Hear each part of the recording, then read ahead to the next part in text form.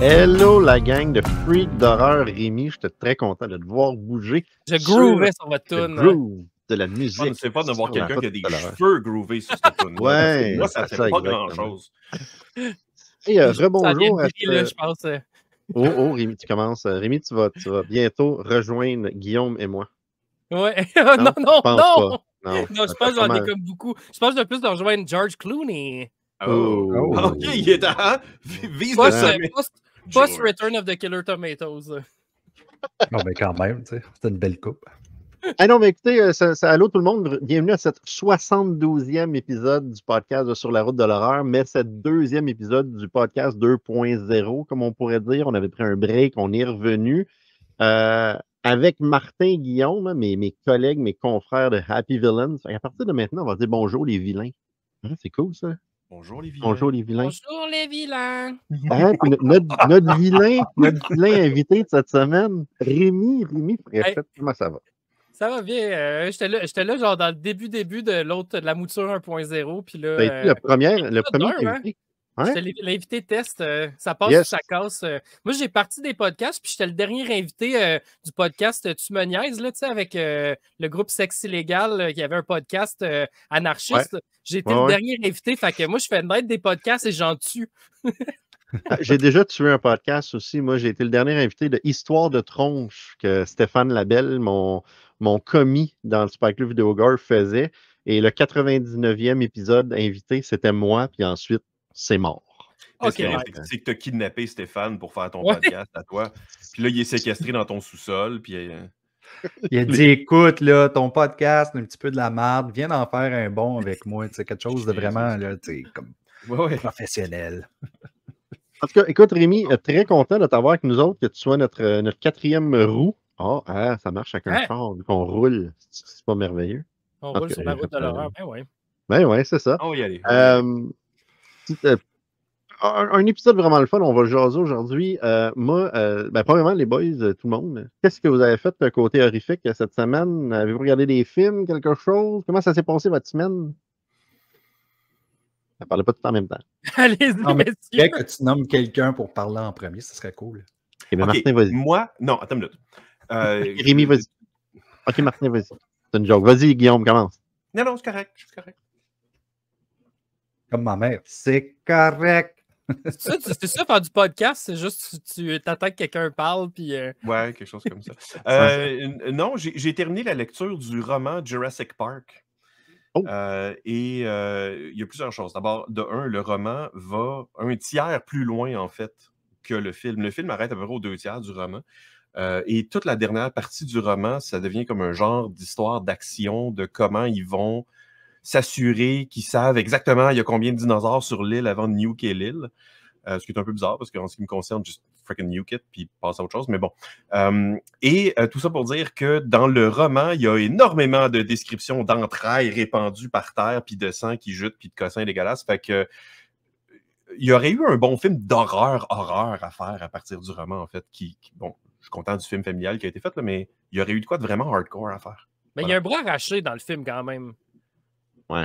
Oui, mais... Non, mais tu sais, pour un film genre familial, il y avait quand même une couple de hints de gore, puis de... Tu sais, il y avait des moments scary, là. Ben, c'est ça, tu l'as fait avec Sam Jackson, là. Avec Sam Jackson? Ah oui, ben oui. Ben oui, c'est lui qui se fait arracher le bras, là. Ouais, c'est vrai. Il s'en va pour, avec la boîte électrique. On ne voit pas se faire arracher le bras. Non, mais tu vois le bras, par exemple. On voit le bras, ouais. Oui, effectivement. Mais tu sais, je veux dire, si c'est acceptable pour un kid de 6 ans... Ouais. C'est quand même... Ouais, c'est ça. Il y a quand même du monde qui se font manger tout cru là-dedans, puis... Ouais. C'est pas... C'est ça. Mais selon ma fille, ils font pas partie des bons, fait que c'est pas grave. Ah, c'est bon. Comme le groupe des bons, puis eux autres, ils peuvent pas se faire bouffer. Toi, Martin?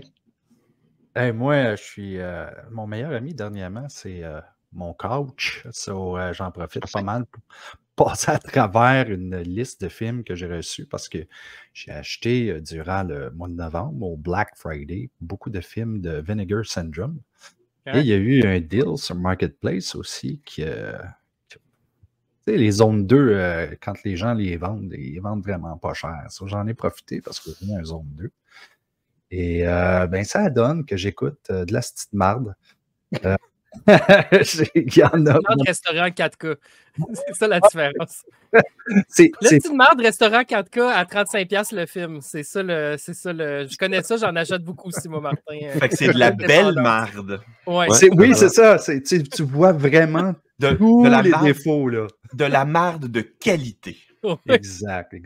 En surround sound. Yes. 7.1 des fois. Là, okay? Donc, j'ai écouté des affaires comme Off Rings qui, soit dit en passant, probablement pas été très écouté de ma part parce que j'écrivais beaucoup sur mon téléphone pendant ce temps-là. Non, mais là, c'est pour ça que tu n'as pas aimé ça, faut que tu le réécoutes. Là. Ça arrive des fois. Il y a des films comme j'ai manqué à moitié. Je vais peut-être essayer de le réécouter. On va la mettre sur la liste en dessous des 2000 autres.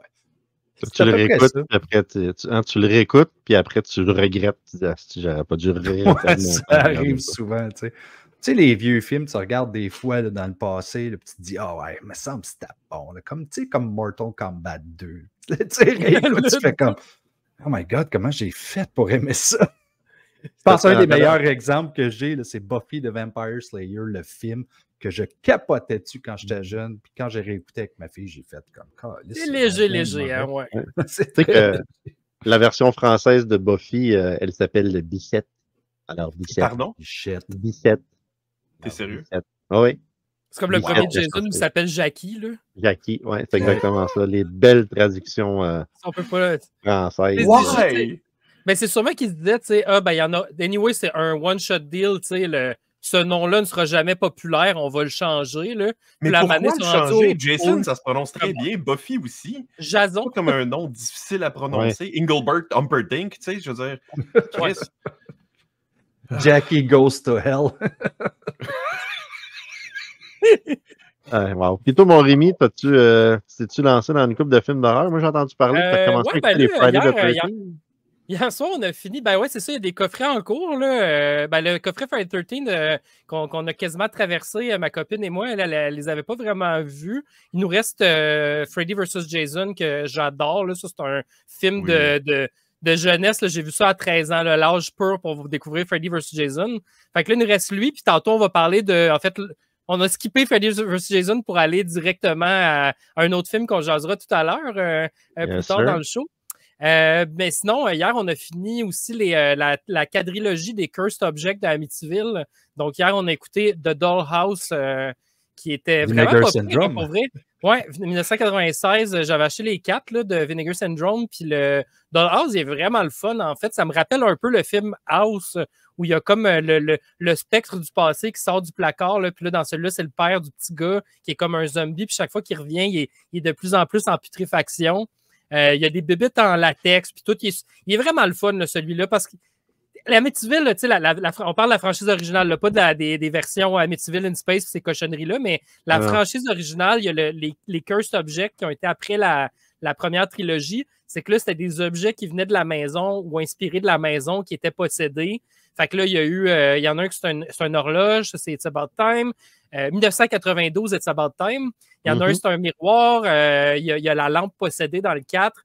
Il y en a plusieurs. Puis c'est ça, le dernier, c'est une maison de poupée qui est la maison d'Amityville, ma maison de poupée. Puis là, ben, il y a des gens qui ont acheté dans le fond, qui ont construit une maison, mais en gardant le old fireplace, parce que c'est une place qui a brûlé. Puis là, dans la grange à côté, ils trouvent cette maison de poupée-là. Puis là, ben, la maison de poupée, elle est possédée! Hey, j'ai fallu que j'écoute le 3e l'autre fois parce que Stéphane et moi, on a été sur le show du Super, pas du Super Club, de Revue.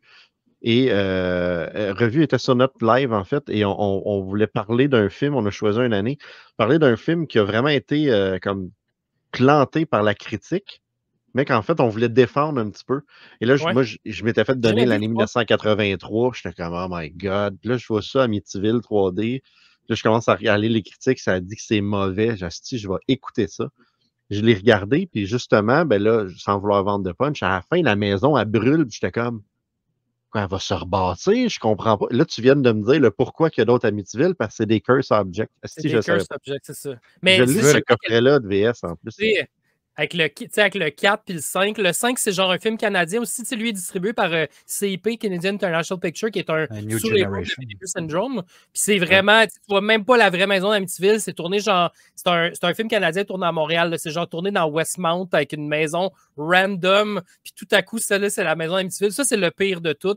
Puis genre, j'adore CIP. Là, ils font de God's Work. Là, ils prennent quand même des films québécois puis ils distribuent sur des médiums physiques, ce qui se fait pas, hostie. Ils distribuent des affaires vraiment insane, mais ça, je dirais que c'est comme le seul fail de CIP, là, c'est Amityville 5, c'est épouvantable. Il va falloir que... Ça fait longtemps que je me pose la question, j'aime ça regarder des films en série. Est-ce que je devrais me lancer dans l'Amityville? Cool. Amityville, c'est le fun, ouais. Puis, c'est comme dans le fond, du premier au remake, c'est comme une genre de...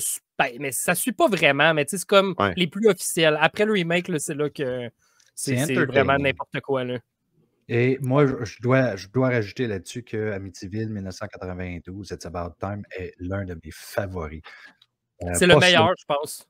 Meilleur que l'original. Sacrilège, là, mais l'original n'est pas si bon. Un peu plate, un peu boring. Mais Megan Ward aide beaucoup, par exemple, pour 92. C'est-tu la fille qui fait chouchou avec la petite maquette, là? Maintenant, il y a comme une scène d'inceste, là, je sais pas trop, là. Ça, là, on l'a réécouté en Vinegar Syndrome, puis je l'avais vu à l'époque en VHS, puis dans ma tête de petit gars de 12-13 ans, en pleine puberté, probablement, je me souvenais exactement de ce moment-là qui ouvrait la porte, puis il y a la fille couchée sur le trait électrique.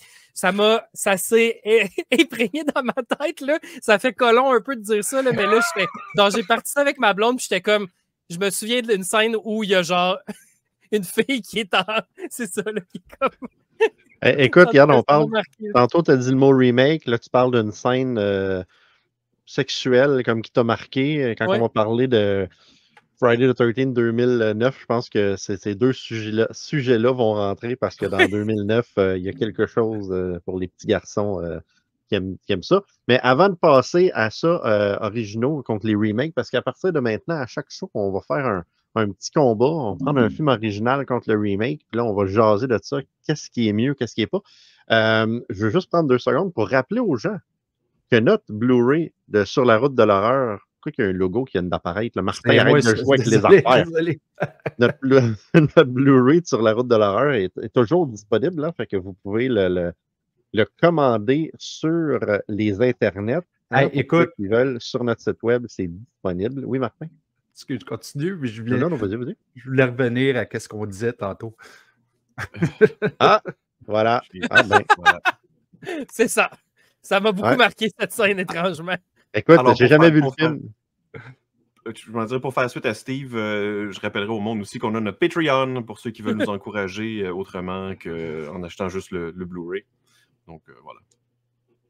Fait que si vous voulez encourager une gang de gars blancs creep qui font comme des filles tout nues dans des Amityville, vous pouvez faire ça. Pas nu. C'est ça. Et dernière chose aussi, avant, comme tout le monde pose la question, la saison 1 de Sur la route elle a passé à la télévision et est sur DVD, mais on a plein d'inédits, d'extras qui sont diffusés sur YouTube à tous les jeudis matins à 9h. Puis quand on a fait notre live, on a montré 2 exemples d'extraits. Les boys, puis j'aimerais ça juste pour le fun, là, remontrer un petit bout de notre extrait de Sleepy Hollow pendant une petite minute pour montrer aux gens ça a l'air de quoi. On a remarqué pendant notre voyage que sur notre chemin, il y avait un endroit qui s'appelle Sleepy Hollow qu'il fallait absolument visiter parce que, c'est Sleepy Hollow quand même. Et Steve était particulièrement excité. Hein? Télé? Où est-ce qu'est Steve? Il est derrière la caméra. Là, je suis devant la caméra parce que je suis comme plus excité que lui d'être à Sleepy Hollow. Sleepy Hollow, là, c'est la place qui est originaire de la légende qui a bercé mon enfance. C'est comme mon premier contact avec l'horreur. C'est le dessin animé de Disney, c'est le livre que mes parents m'ont lu quand j'étais petit. Je trippe bien raide. Puis c'est très cool de voir une petite ville comme ça, puis c'est pas très grand, hein?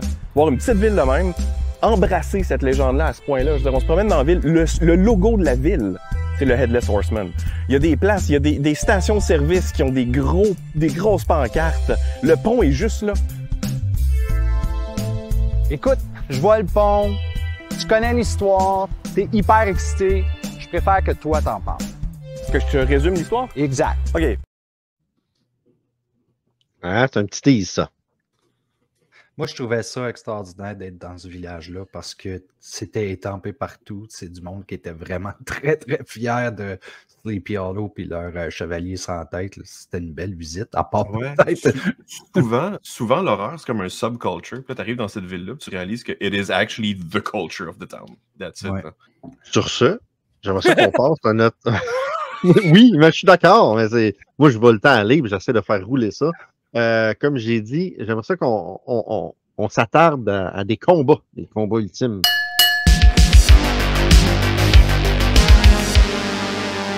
Tu m'as laissé le choix, puis je vous ai donné 3 choix. Puis là, ben, comme je disais tantôt, avec ma copine, ça fait un petit bout qu'on se tape tous les vendredis 13 au compte-gouttes avec le beau box set Scream Factory que j'avais acheté il y a un petit bout. Puis tu sais, moi, je les ai vus, les Friday 13, maintes fois, la plupart, sauf un, qui est le remake que je n'avais pas réécouté depuis sa sortie en salle. Donc, c'était vraiment le seul qui n'était pas frais dans ma mémoire. Puis, je me suis dit que c'était peut-être une belle occasion de le revisiter vu qu'on était presque rendu là dans le box set et que tu m'as proposé ça. Fait que c'est ça qui est arrivé. On a regardé le remake de Friday the 13th, là, qui est... C'est un remake pour vrai? Ça compte-tu? J'allais poser la même question. C'est comme un side-quel. Ouais. Genre, c'est pas un sequel, c'est pas un remake, c'est comme on prend des éléments des 3 premiers, là, puis on les push on the side, puis on fait comme un nouveau film avec. C'est comme intéressant au début, parce que c'est comme il essaie de, comme tu dis, de squeezer toute la mythologie en très peu de temps. Puis je me dis, c'est peut-être un remake de la franchise. Ils vont peut-être repartir. Je me souviens vraiment pas de l'histoire, là. Ils vont peut-être repartir avec le premier film, puis ils vont tous nous résumer la franchise, mais comme en version fast-paced dans un seul film. Mais c'est pas tant ça, finalement, non plus, parce que, tu sais, au début, il y a la mère de Jason, le sac de patates sur la tête, puis il finit par trouver son masque, mais c'est vraiment pas la même affaire, là. C'est vraiment c'est pas un remake du premier, for sure, là, tu sais, c'est pas pantoute, mais c'est comme... un remake d'une scène du premier. Ouais, c'est ça. En fait, même pas, c'est un flashback. Pour moi, c'est une suite directe du premier film, comme que Halloween a fait en 2018, en fait. Ouais, I guess, hein? C'est exactement ça. Qui porte le même nom aussi comme Halloween avait fait. T'as raison. T'as bien raison, c'est probablement ça. Si je comprends bien, si ça serait, mettons, un sequel, ça veut dire que Jason, il se fait pogner 2 fois avec quelqu'un qui passe pour sa mère. Il y a un petit problème avec Jason, ça va pas bien. Wow, de quoi tu parles? Parce que dans branch-out. Oui, c'est ça. Dans l'histoire, tu as la fille qui est comme séquestrée par Jason, qui ressemble à sa mère quand Jason était petit. T'sais, ça revient à la même chose que dans le deuxième, le vieux, l'original, où c'était la même chose, juste que la fille se fait passer pour sa mère. T'sais. Non, mais celui-là, le 2019, c'est une suite directe au premier. Fait qu'il n'y a pas de deuxième film. Le premier, on ne voit pas Jason. Parce qu'on a le sac de patates dans le remake. Ouais. Fait que c'est comme si le 2 n'existait pas vraiment. En passant, tu as dit 2019, j'imagine que tu voulais dire 2009. 2009, excusez. Mais non, en tout cas. Si... non. Explique, là, parce que je... C'est quand la dernière fois que tu as vu le 2009? Cette semaine. Ben, tu as remarqué qu'il y a la fille qui est séquestrée, qui... est confondue. C'est comme si c'était pas la même fille. OK, je comprends ce que tu veux dire. C'est pas vraiment une suite au premier parce que c'est pas la fille du premier qui tue la mère. C'est ça. C'est que là, la fille qui tue la mère, c'est celle qui se fait séquestrer.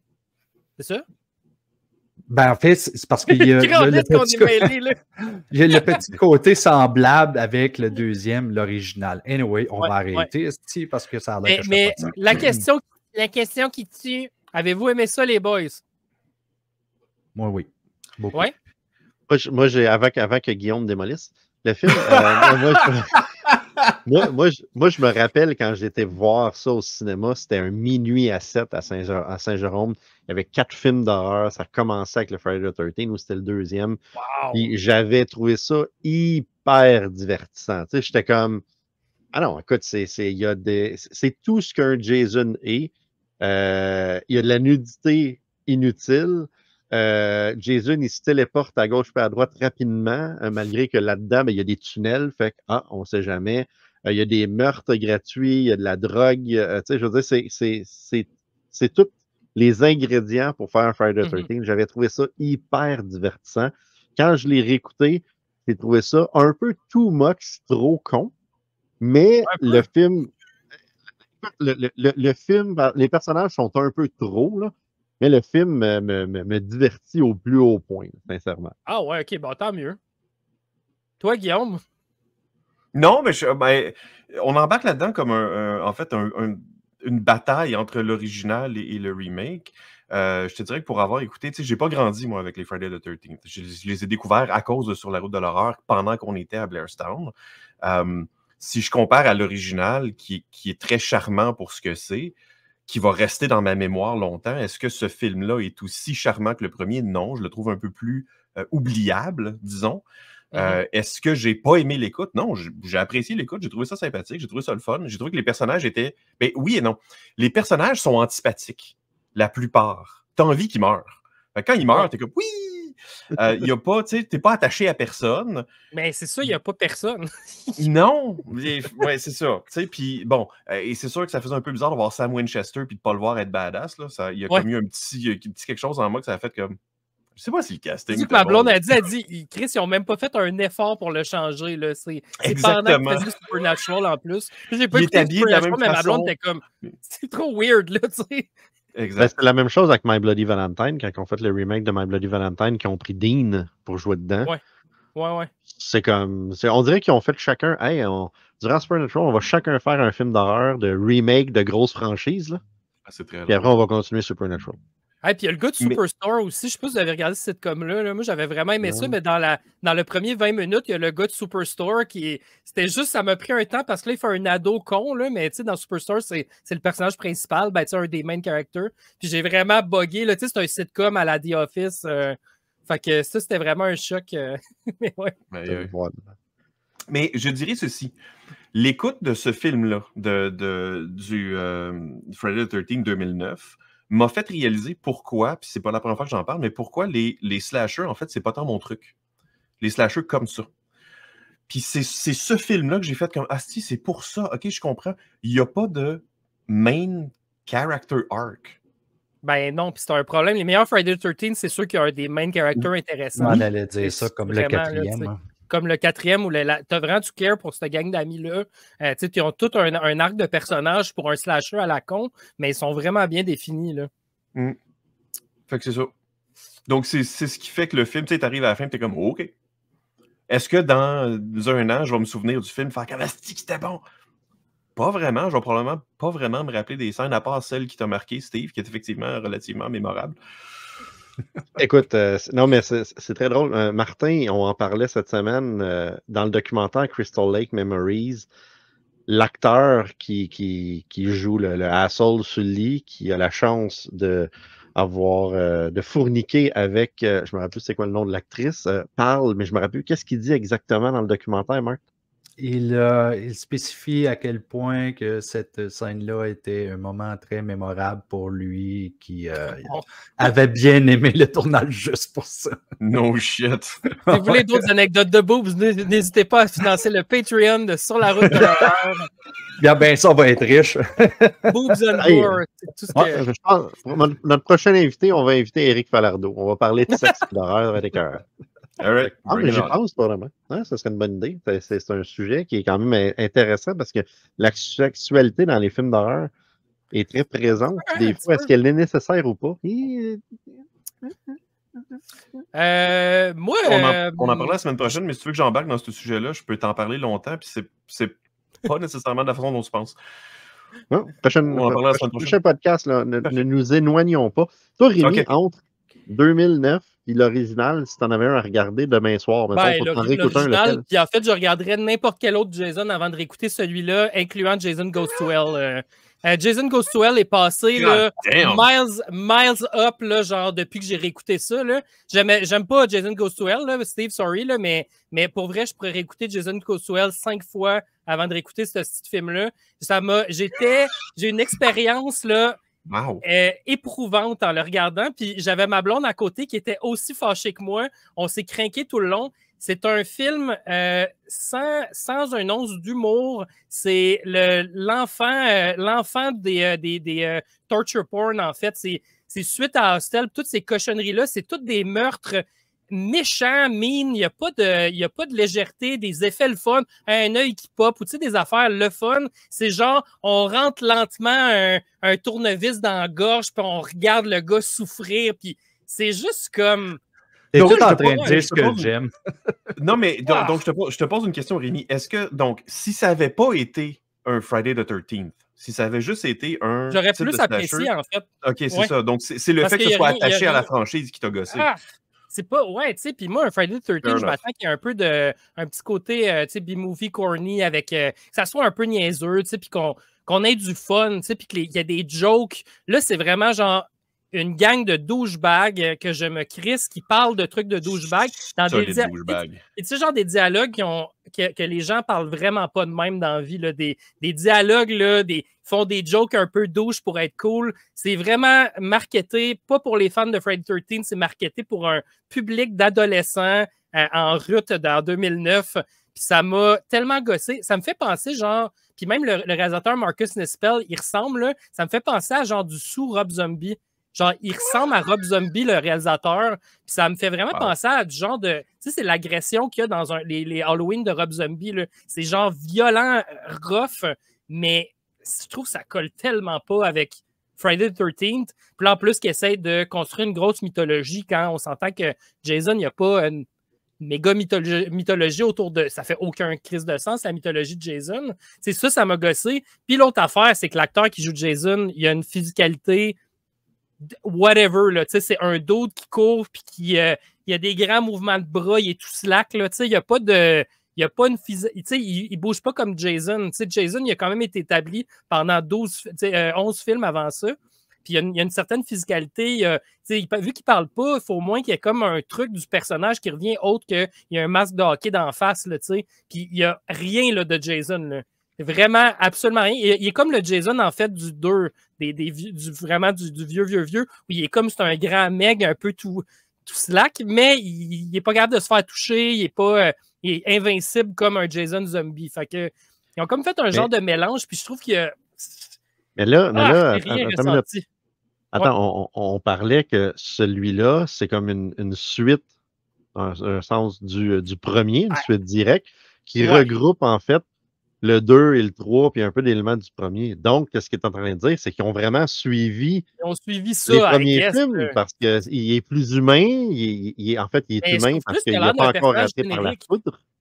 Ouais, non, je sais pas. Mais tu sais, je trouve que ça fait juste qu'il devient comme un tueur assez générique. Je trouve pas qu'il y a comme une personnalité de Jason là-dedans. Je retrouve pas ça pantoute. Là, tu sais, pour vrai, j'ai trouvé ça... je trouvais que c'était comme sans âme et sans bonheur. Puis je vais le dire quand même, là, j'aime vraiment beaucoup le remake de Texas Chainsaw que Marcus Nispel avait fait. Oui, j'ai beaucoup d'anecdotes par rapport à ça parce que je vais essayer de le faire vite, là, mais quand j'avais 15 ans, le remake de Texas Chainsaw est sorti, puis il était 16 ans et plus. Puis on est allé au cinéma pour le voir et on s'est fait sacrer en dehors de la salle. Ils se sont mis à carter, vu que le film était ultra violent. Ils ne voulaient pas que des petits culs se retrouvent là.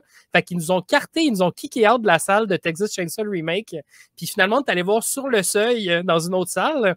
Puis on est arrivé dans la salle, puis il y avait la pub de Texas Chainsaw qui jouait juste avant Sur le seuil, juste pour nous narguer de genre « Fuck you les petits kids, vous l'avez pas vu ». Fait que quand il est sorti en DVD, j'avais acheté la belle édition avec une plaque de métal là, qui était vraiment cool.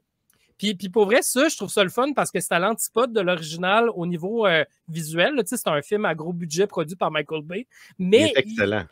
Mais la violence dedans fonctionne avec Texas Chainsaw. Là, je trouvais que la violence, là, c'était mean, puis c'était vraiment pas les Friday the 13th. Aucun des Friday the 13th a ce côté sauvage. Tu sais, la fille est genre dans un sleeping bag accrochée sur le dessus d'un feu, puis elle crie de douleur, là, puis c'est pas genre un meurtre à la Jason le fun, là, genre il tourne une tête, puis je sais pas, là. T'as raison sur ceci. Jason a historiquement la tendance à être extrêmement efficace.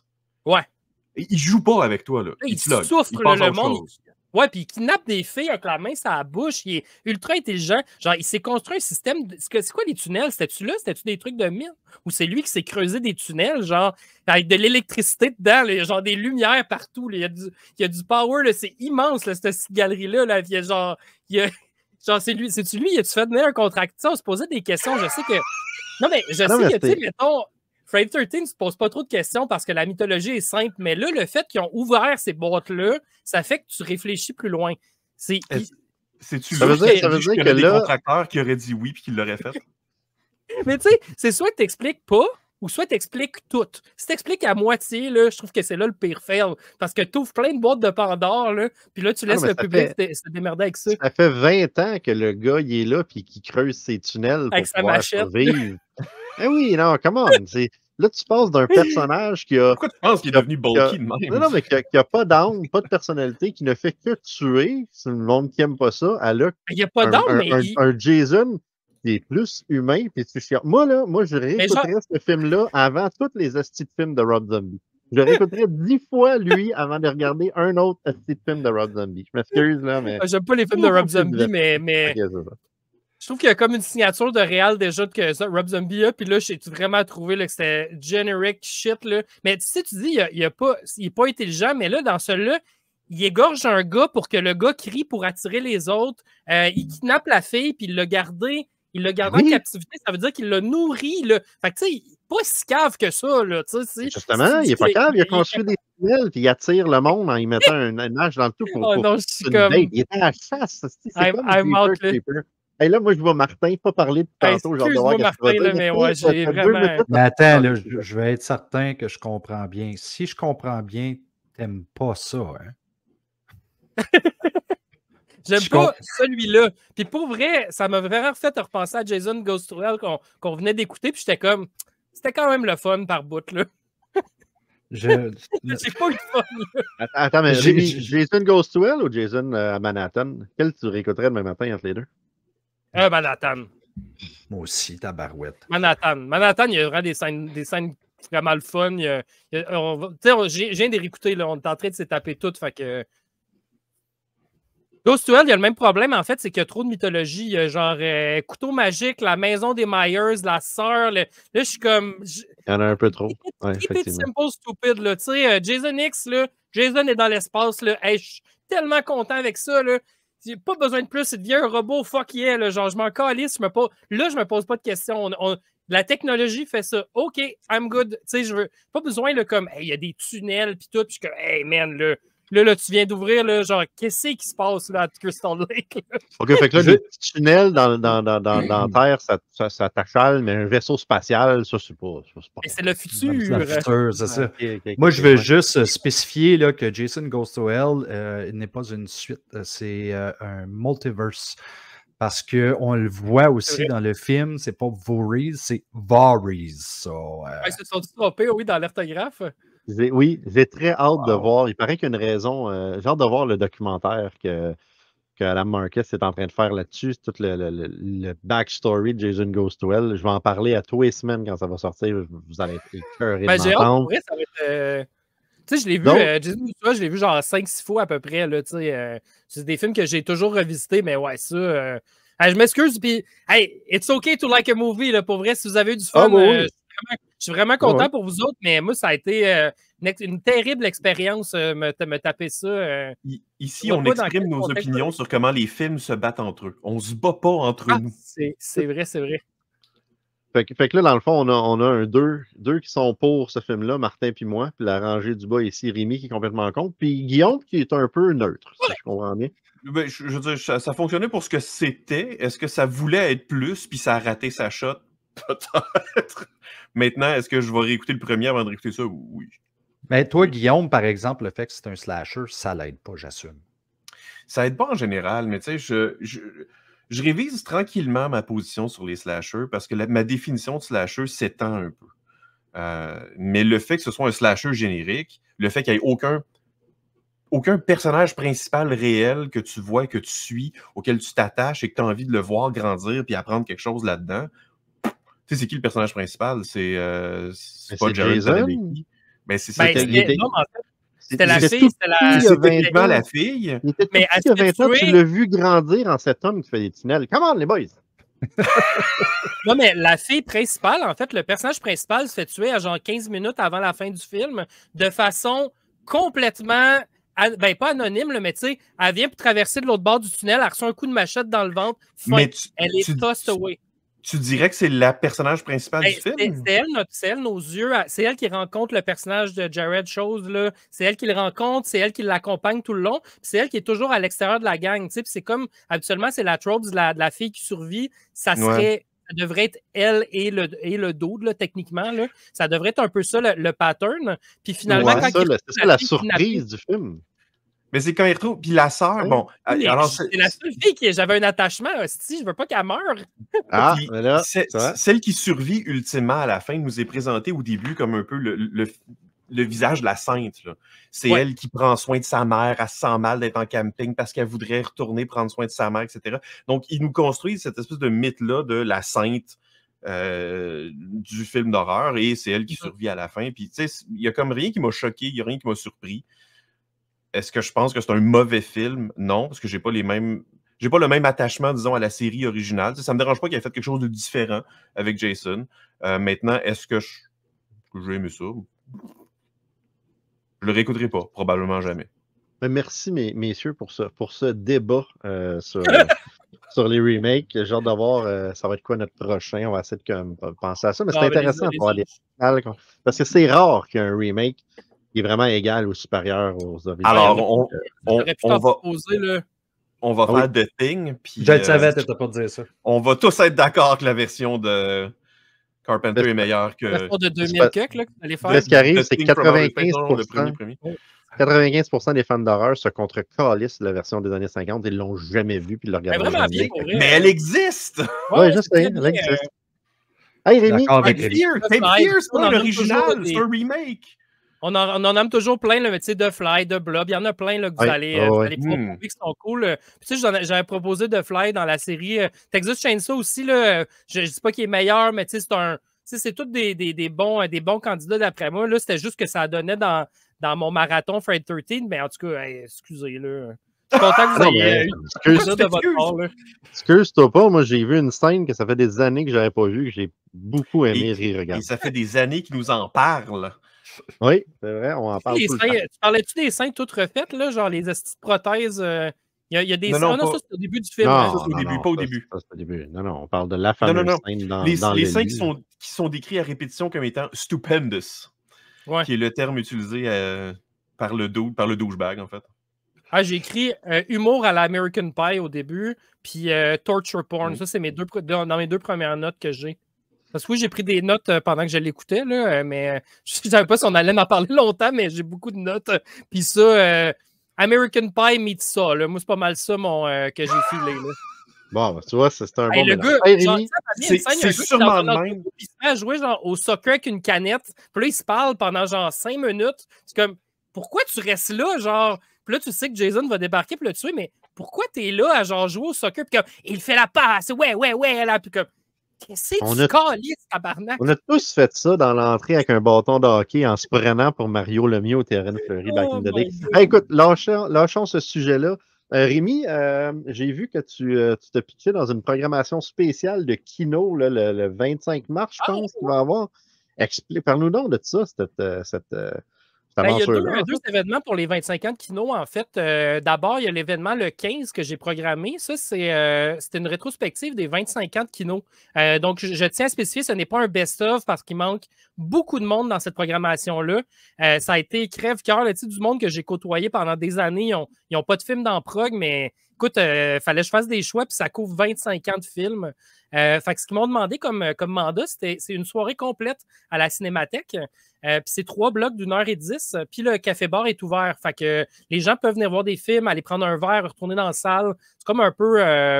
il y a comme une aisance. Là, je pense pas qu'il va y avoir tant de crinqués qui vont se taper 3h30 de programmation. Puis j'ai squeezé ça en 3 blocs thématiques. Fait que le premier, c'est des incontournables de Kino, fait que des films qui ont beaucoup voyagé à travers le monde, à travers les festivals. Le deuxième bloc, j'ai appelé ça Cinéastes Superstars. C'est des cinéastes qui ont maintenant des longs métrages ou des séries télé, mais qui sont passés par Kino. Entre autres, mettons, Stéphane Lafleur, Philippe Falardeau, Pascal Plante, Ariane Louis XVI, Laurence Côté-Collins. Puis le dernier bloc, c'est un bloc un peu, comment j'ai appelé ça? Tout est possible. Fait que ce bloc-là, on présente des films qui auraient pu juste être faits à Kino. sais, des films que probablement que tu envoies à ce deck, tu as juste un email qui dit genre vraiment pas, là. Des films vraiment bizarres qui auraient pu juste être faits dans ce contexte-là pour montrer que ben, Kino, c'est beaucoup ça aussi, là. C'est une plateforme libre où tu peux créer sans trop te poser de questions, puis sans la peur de te planter, puis des fois, ben, ça donne des bébites assez spéciales que c'est ça. Là, je trouve ça vraiment le fun, en fait, que ça existe. Fait que là, je me suis tapé là, beaucoup de films. Je suis tombé dans les disques durs il y a des années. Là, mettons, le Cabaret Kino, on faisait 60 films, mais à travers l'année, il y avait d'autres films. Fait que peut-être qu'il y avait 200-300 films de fête dans une année à Kino, fois 25 ans. Bon, il y a des années que c'est moins actif, là, mais ça faisait beaucoup de films à browser, essayer de donner un peu la place à tout le monde. Là, au final, j'ai 47 choses. Fait qu'il y a des bandes annonces, il y a toutes sortes de trucs, mais il y a 47 éléments dans ma programmation. Fait que ça, c'est la première affaire. Puis le deuxième événement, c'est le 24 février, donc une semaine plus tard, pendant les rendez-vous à Québec Cinéma. Il y a une soirée où il y a des nouveaux films qui sont présentés. Donc, c'est des films qui sont faits en tandem avec un vieux réalisateur du mouvement et un nouveau. C'est des co-réalisations. Puis, il y a 6 films qui vont être présentés, suivis d'un gros party avec Ben live et tout et tout. Ça, c'est le 15 février, c'est ça, Rémi? Le 15 février? Fait que le 15, c'est le premier. Ouais, le 15, c'est l'événement, la programmation. Et voilà, celle-là, oui, exactement. La rétrospective. Puis le 24, là, c'est la programmation des courts-métrages originaux. Puis j'en ai tourné un. Si j'avais tellement pas le temps, mais c'était dur de dire non à un projet de même, tu sais, pour les 25 ans de Kino. En plus, une belle célébration. J'ai été matché avec Émilie Sigouin qui avait fait le court-métrage L'Enchantement des Murs, qui a fait plusieurs festivals l'année passée. Puis c'est drôle là, parce que Émilie et moi, on a sensiblement le même âge, mais tu sais, moi, ça fait 15 ans que je fais des kinos, puis elle vient d'arriver. Fait que c'était comme un match, la petite jeune, puis moi. Mais, puis on a fait un film, c'est comme un drame surnaturel. Fait que c'est vraiment très différent de ce que je fais d'habitude. C'est basé sur un vrai truc que j'ai filmé en 2015 après avoir fait ma série L'étrange province. J'étais allé filmer une séance d'hypnose d'une madame qui s'était faite supposément enlevée par des extraterrestres. Puis j'ai filmé toute la séance d'hypnose. Il y avait un ufologue puis un hypnotiseur, là, dans le fond, puis il creusait dans ses souvenirs. Puis là, pendant 1 heure, elle était en transe, puis elle parlait de ce qu'elle avait vu, puis tout. Fait que là, on a fait un film... parce que le thème, c'est de transmission. Puis ça m'est revenu en tête. Puis j'ai proposé ça à Émilie. Je me suis dit, c'est quand même cool. Tu sais, puis elle a dit en fait que les extraterrestres l'ont probablement mis enceinte parce qu'elle était censée être infertile. Puis après son enlèvement, elle tombait enceinte de sa fille. Fait que c'était vraiment spécial. Là, parce que folle, pas folle, la madame, c'était quelque chose de spécial à filmer là, quand même, d'être en place puis de la voir parce qu'elle était vraiment convaincue de ça. Fait que j'ai encore la vidéo de ça, puis je l'ai envoyée à Émilie, puis elle a vu ça, puis elle est comme, OK, on fait ça. Fait que, l'histoire, c'est une jeune puis son chum. On comprend que la mère est rendue dans un centre, là, elle fait probablement de la démence, puis elle est dans un centre. Fait que là, il faut qu'elle aille dans la maison pour aller chercher des gogos pour sa chambre. Puis elle trouve une cassette VHS, puis quand elle met la VHS, elle découvre dessus une enquête qui a été faite dans les années 90 sur sa mère, puis là, elle découvre un peu la vérité sur son passé. Fait que là, ce qu'on s'est dit, c'est avec Émilie, c'est qu'on allait réaliser chacun une époque. Fait que moi, j'ai réalisé, bien sûr, le contenu de la cassette. Puis Émilie a réalisé le présent avec la fille qui est dans la maison puis qui découvre. Puis les deux univers finissent par se croiser. Fait que ça s'appelle Le Hum. Le Hum? Le Hum. Ça, c'est le 25 mars, hein, c'est ça? Le 24 février, donc la semaine d'après. Pourquoi je parle de mars? Pas rapport. Il y a nous autres, mais on est 6 équipes. Là. Laurence Côté-Collins en a fait un, Kevin Landry, Christian Laurence, Fred Lavigne. Il y a eu vraiment un méchant de belle team. Là, je les nomme pas toutes, là, mais. Donc, ça, c'est 2 événements back-à-back. Grosse célébration pour Kino. C'est quand même fou, là, 25 ans. 25 ans à exister, puis à avoir encore une raison d'être 25 ans plus tard. Ouais, puis en plus, je suis moi-même très surpris parce que les kinos, on n'en entend pas beaucoup parler, surtout dans notre région. Nous autres, on n'en a plus. Je pense qu'il y en a sûrement d'autres, là, mais je pense que celui dont tu parles, c'est le seul que je connais. Ben, Kino Rive-Sud est encore super actif. Kino Sherbrooke est intermittent, il revient, il repart. Il y a encore quelques cellules au Québec. Kino est encore très fort en Europe, en fait. Les cellules françaises, belges, Suisse. C'est des cellules qui marchent énormément. Il y a une cellule à Melbourne aussi qui marche vraiment beaucoup. Je rappelle que c'est un concept montréalais quand même, là, fait que c'est vraiment cool, à travers le monde. Kino Montréal continue, c'est juste que Kino Montréal, il y a eu un gros hiatus parce qu'il y a eu la pandémie qui a vraiment tué les événements en live. Ouais. Le départ de Jarrett Mann, là, il y a comme une transition, fait que c'est une nouvelle équipe, plus comme un peu ils sont en train de repartir la machine. Là. Donc, c'est pour ça peut-être que tu as eu un peu un blank spot.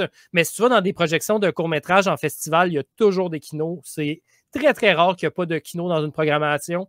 Au RVQC, il y en a plusieurs là, qui passent encore cette année. Hein. Fait que, c'est très cool. Très, très cool. Puis à part ça, Rémi, où est-ce qu'on peut voir tes projets, là, barrage, time-in? Qu'est-ce qui se passe avec ça avant qu'on passe sur n'importe quoi? Site, là, si vous voulez aller me stalker, là, rémifréchette.com ou caméra-ko.com, j'ai mis sur la page principale, j'ai mis des fiches de mes films principaux, là, mettons, mes principaux projets jusqu'à il y a 10 ans, là, tu peux voir les gens de cette page-là. Puis si tu scroll down, il y a une section, c'est tous les films. Puis là, tu peux voir des images de tous mes films que j'ai faits depuis le secondaire. J'ai fait une page, là, c'est plus un trip pour moi, là, mais c'est vraiment tout comme les dizaines et les dizaines de stills de tous mes projets là, à travers les années que je considère comme des projets personnels quand même, pas mes gigs, là, mais fait que vous pouvez voir ça. Mais sur la page principale, il y a des fiches pour les films principaux avec les liens pour aller voir les films ou liens vers les pages respectives. Time-Man, présentement, est disponible sur demande si vous avez le câble. Là, vous pouvez le prendre genre sur Vidéotron puis Bell, je pense. Mais j'ai pas le câble, fait que je ne sais pas trop exactement. Mais on m'a dit que c'était disponible à la télé sur demande.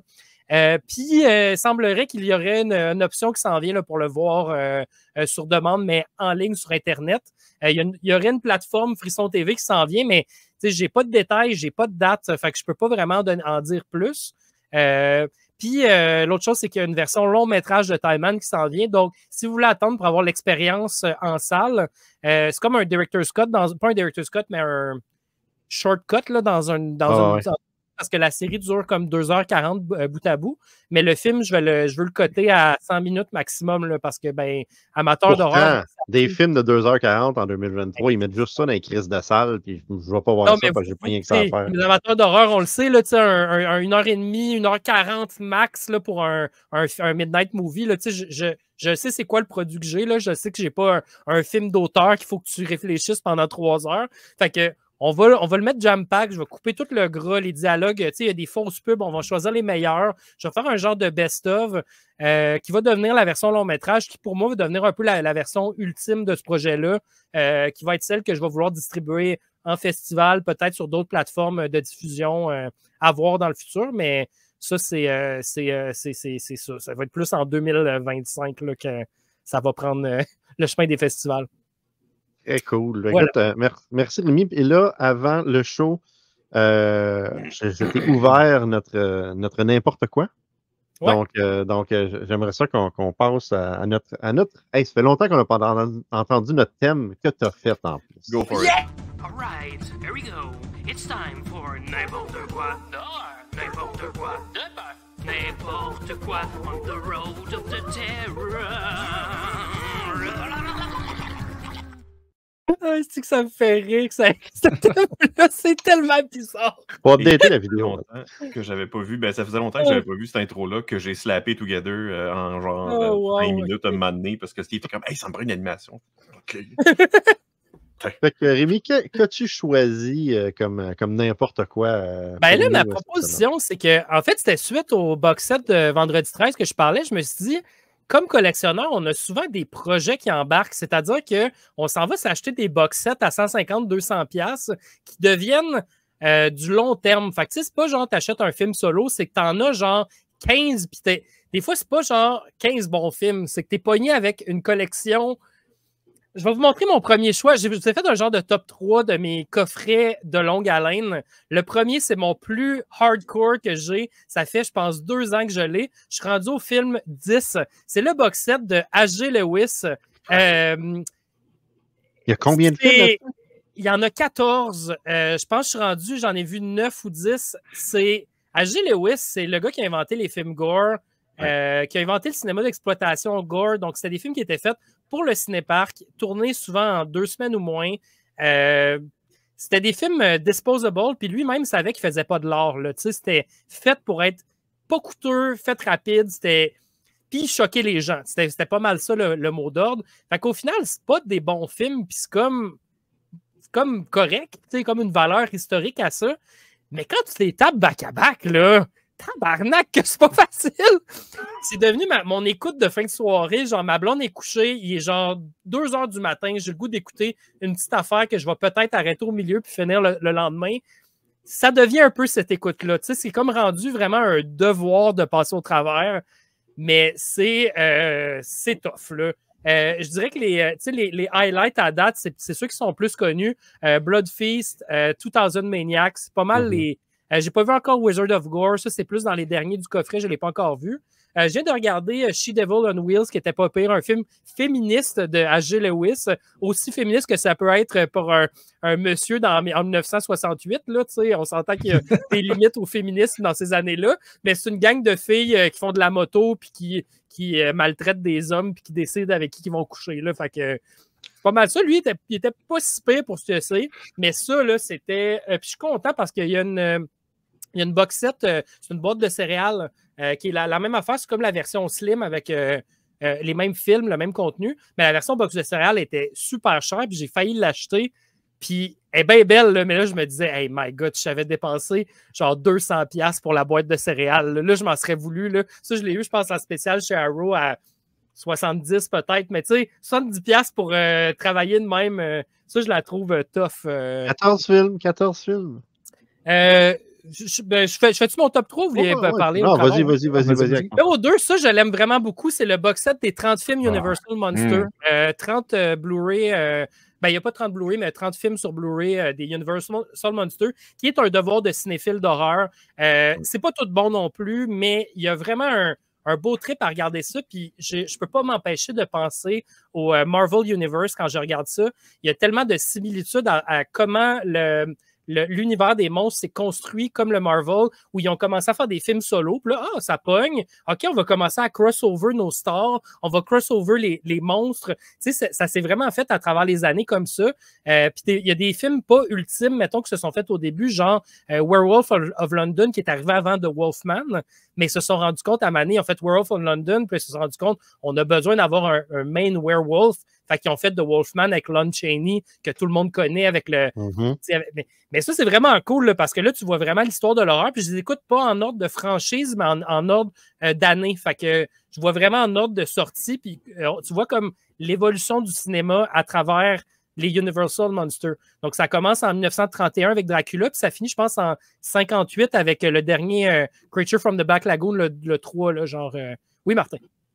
Je veux juste rajouter là-dessus que s'il y a des gens qui n'ont pas vu les Blu-ray ou les 4K, la restauration, elle est capotée raide sur ces films-là. C'est très clair, le son est très bon. Et juste pour ça, là, ça vaut vraiment la peine. J'étais en train de me demander si ce même coffret-là de 30 films existait en 4K ou si c'est que le Blu-ray puis les 4K. Ils ont sorti un 4K qui est genre les principaux films. Fait que je pense qu'il y en a 8 ou 10 en 4K. Fait que là, tu as Frankenstein, Bride of Frankenstein. Mais tu sais, il n'y a pas là, les Son of the Shows et les Curse of the. Tu sais, il n'y a pas les sequels mineurs, là, disons. Excuse-moi. Abbott et Costello aussi. Ouais, c'est ça. Mais ils sont vraiment bons, ceux-là. Pour vrai, c'est des maudits bons films. C'est là qu'ils ont comme... C'est devenu un peu plus léger, puis ils ont comme accepté que on pouvait faire des affaires un peu plus wild avec les monstres, puis pas avoir à respecter juste les films originaux, le côté littéraire. Là.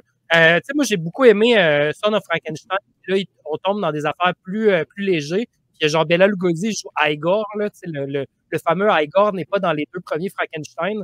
Il arrive dans le 3, puis c'est Lugosi, puis il est hallucinant. Là. Il est tellement bon. Là. C'est super cool, là, ce box set-là. Là, vraiment, je le recommande. Puis on parlait des films longs tantôt. Là. Les films de Universal, là, des fois, là, c'est genre 1h10, 1h15. Là, ça s'écoute bien. Là. Puis ça, c'est des films de fin de soirée. Là. C'est pas pas trop bruyant, là, c'est un bon petit film à écouter avant de se coucher. C'est tout mollo. Là. C'est du cinéma des années 30-40. C'est tout mollo. Là. Ça s'écoute bien. Là. J'adore ça. Les débuts de plusieurs stars. Tu vois du Vincent Price dans les années 40, Peter Lorre, plein de stars vraiment le fun. Fait que ça, c'est mon deuxième box set projet à long terme. Et le troisième vient juste d'arriver. J'en ai déjà écouté 2. Ça sera peut-être pas aussi long terme parce que c'est un esti trip, mais je pense que c'est un des plus belles pièces de ma collection. Vous l'avez peut-être vu passer récemment, mais c'est le nouveau coffret de Vinegar Syndrome, Lost Picture Show, avec un poêle dedans. Super le fun. Ce coffret-là, là, c'est la raison pourquoi les médias physiques existent, là, c'est ça. Là. Ça, c'est de la préservation. C'est pas 10 bons films qu'il y a là-dessus. OK? On s'entend-tu que c'est pas genre des masterpieces, mais c'est toute la valeur historique, la variété qu'il y a dans ce coffret-là. Puis là, je vais essayer de l'ouvrir sans le déchirer, là, mais c'est comme un coffret qui s'ouvre de même, puis tu as comme les Blu-ray là, dans le flap. Ah, nice. Oh, il est beau. Puis, ouais. ça, c'est des films perdus qui n'avaient jamais été disponibles en médias physiques. Donc, c'est des vrais Lost Movies. Là. C'est des films qui étaient...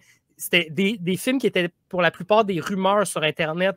Les gens ne savaient même pas si ces films-là existaient pour vrai. Il y a un truc qui s'appelle The Rare Blue Ape of Cannibal Isle, qui est un film pour enfants, musical, psychédélique des années 70. C'est fucked up, là. Genre, vous n'avez jamais vu un même. Mais tu sais, ils ont trouvé une copie. C'est un print, fait que c'est même pas, tu sais, c'est certainement pas des négatifs originaux. Copie abîmée, ils ont fait du mieux qu'ils peuvent la restauration. Puis là, tu découvres ce film-là, là, mais tu te dis, il n'y a jamais personne ever qui a vu ce film-là, à part à sa sortie, la première année que c'est sorti, mais c'est malade. Puis là, à chaque film, il y a une intro de la gang de Vinegar Syndrome où ils te mettent en contexte le film. Parce que là, c'est un peu comme du A.G. Lewis parce que c'est des films d'exploitation. Fait que c'est sûr que c'est pas des grands films, mais on passe à plein d'affaires. Il y a du sexploitation, le film pour enfants, il y a un truc de vampire, il y a genre des films de tueurs gritty à New York. Puis il y a un documentaire sur la restauration, sur les procédés de restauration chez Vinegar Syndrome, comment ils partent d'un négatif comme ça ou d'un print, puis qu'ils peuvent après ça aller faire des touch-ups dessus. Donc, c'est vraiment là, hallucinant là, comme box set. Là. Ça, mais c'est pas pour tout le monde. Je le sais, là, je ne montrerai pas ça à mes parents. Là, ils ne triperont pas à voir les titres là-dedans. Là. C'est vraiment particulier. Mais là, avec ma blonde, on est juste à 2. Là, je viens de l'avoir. Là. Mais à date, les 2, on a vraiment eu du fun parce que ça ouvre des discussions sur c'est ça, des films perdus, là, des films. Puis, tu sais, des fois, tu vois, tu comprends là, pourquoi c'est perdu. C'est pas des chefs-d'œuvre, mais c'est. Tu sais, il y a un film, c'est sur l'amour libre là, qu'on a regardé, là, qui était... c'est vraiment un film de hippie là, des années 70, là, tout le monde fourre avec tout le monde, là, puis, mais tu sais, c'est tellement un take spécifique sur la sexualité qui a juste pu être fait dans les années 70. Fin 60, en fait, je veux dire, là, mais ouais, ce box set-là, guys, sérieux, là, c'est must-see, must-take, must-buy, absolument, absolument. J'ai vraiment adoré ça. À date, là... Tu te trompes pas souvent avec Vinegar Syndrome, sérieux. Ah, non, c'est ça. Non seulement les boîtiers. Non, j'ai pas dit que tu te trompes jamais, Steve. Tu te trompes pas souvent. Ben, ça dépend, OK. I guess des ça fois, dépend, les films sont proches, mais c'est que la restauration va tellement être bonne. Tu sais, je parlais tantôt d'Amityville Dollhouse. Je l'ai vu en VHS quand j'étais jeune. Puis là, je le réécoute en Blu-ray restauré. Genre, un petit film comme low grade de bas de tablette de club vidéo. Puis là, il est en...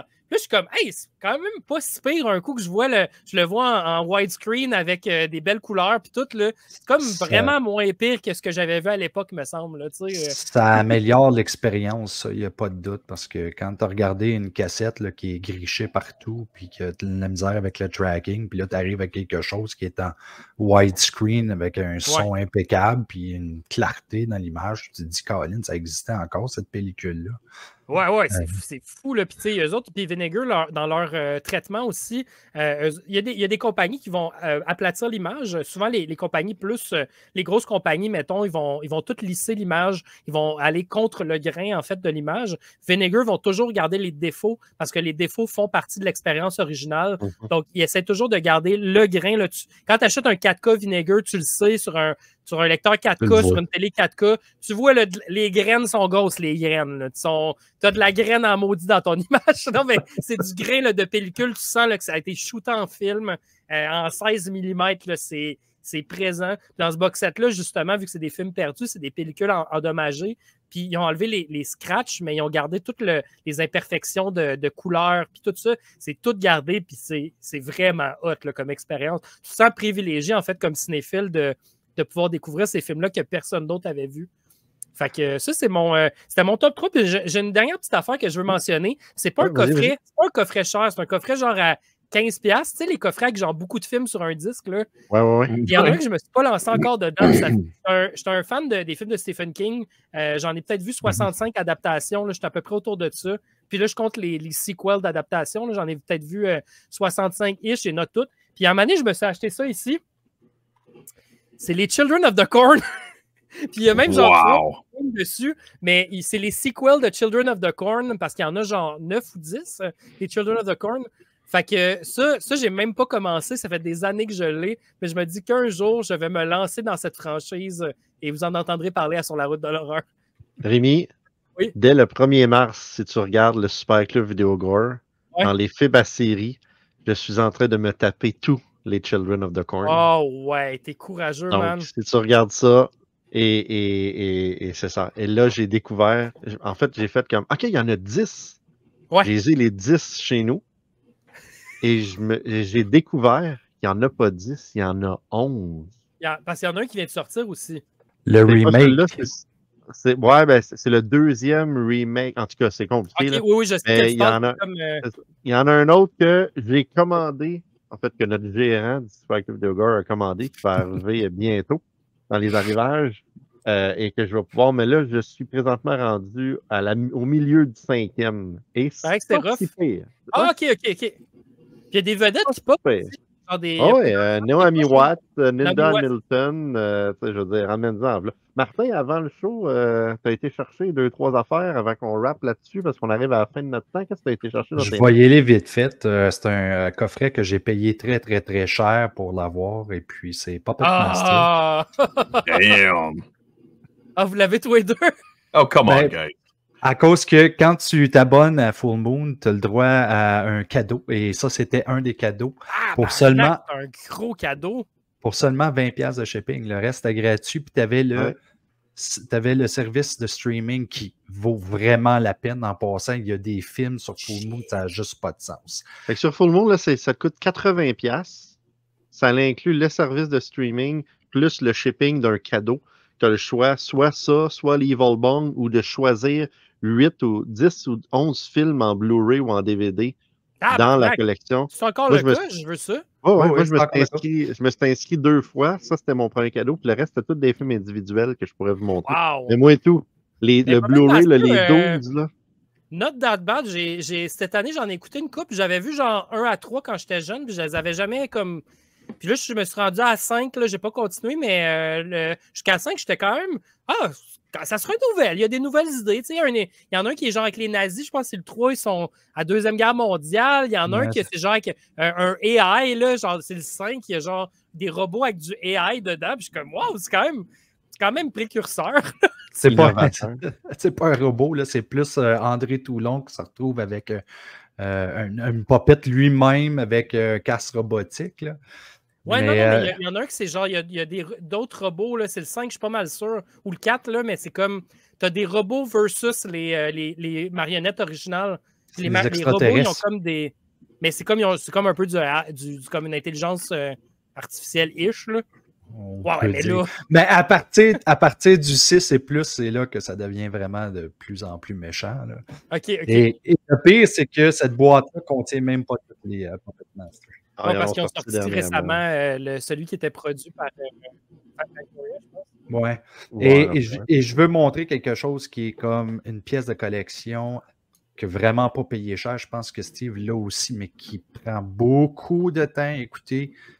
C'est Twilight Zone, que j'ai payé 15$ pour la série complète en Blu-ray. C'était au Walmart. Ça prend 75 heures. Écoutez ça. Jesus. Ouais. Et il y a... C'est l'original ou c'est celle des années 80, ça? L'original. C'est l'original? Moi, je l'ai aussi, mais la box n'est pas de même. C'est Blu-ray. Oui. Et puisque ça a été fait en pellicule dans ce temps-là, Et la restauration, encore une fois, elle est superbe, c'est extraordinaire. Et je l'ai tout écouté pendant la pandémie. Ça m'a pris 4 mois, je pense. Ah, tu te l'es tapé, hey, ça c'est malade. Ouais, c'est ça, je l'ai en DVD, mais je suis pas rendu ben loin, là, honnêtement. Là, je veux pas avoir fini le premier disque sur genre 30 disques, là, il y en a vraiment beaucoup. Là. Mais moi, tout je l'ai au complet. Pas commencé à regarder encore. C'est fou comment que Twilight Zone a réussi à me surprendre plusieurs fois dans les émissions que je n'ai pas vues. Tu te dis, ah, ben voyons, c'est ça qui va arriver. Puis là, il arrive quelque chose, tu fais comme, holy crap, je ne m'attendais pas à ça pantoute. C'est encore de son temps là, pour les surprises. Oui, c'était ça. Hey, écoutez, merci les boys pour cette petite heure d'ostinage un peu, mais c'est tout le temps drôle. C'est pas grave, on ne s'est pas chicané. Personne qui s'est chicané ça. Mais non. J'ai hâte de voir qui va dire que je suis un esti d'épais de ne pas avoir aimé le remake de Vendredi 13, que finalement c'est un chef-d'œuvre incompris. Non. T'es un peu plus épais de mieux aimer Manhattan que Jason Goes to Hell. Non, en fait, je suis d'accord avec lui là-dessus. Right, écoute, merci Rémi. Je répète à tout le monde, le Blu-ray sur la route de l'horreur, les jeudis à 9h, si vous voulez regarder des petites nouveautés, nous voir dans nos aventures. Puis il y a tellement de choses. Je sais pas, on en a pour combien de mois à date à pouvoir mettre des trucs en plus des prochains tournages qu'on va faire pour le fun. Fait que suivez-nous. Merci Rémi. Kino, puis Barrage et éventuellement Time Man. Fait que toi, tout est occupé. Salut gang, merci beaucoup pour l'invitation. Bye.